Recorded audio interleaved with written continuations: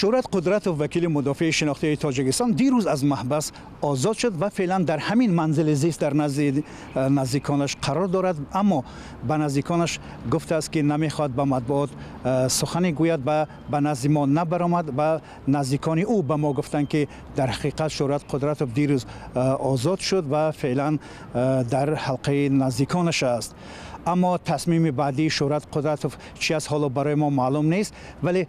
گفته می شود که شهرت قدرتوف یکی از وکیلانی هست که از چهره های معروف تاجیکستان به مثل یعقوب سلیموف، زید سعیدوف، جوربک آخونوف حمایت کرده بود. شهرت قدرتوف سال 2014 زمانی که از زید سعیدوف حمایت میکرد بازداشت شد و سال 2015 از طرف دادگاه شهر دوشنبه به 9 سال زندان محکوم شد، اما بعدتر دادگاه عالی تاجیکستان 3 ماه و 9 سال اون را کوتاه کرد و شهرت قدرتوف طی این مدت در محبس به سر می برد و حالا در آزادی است.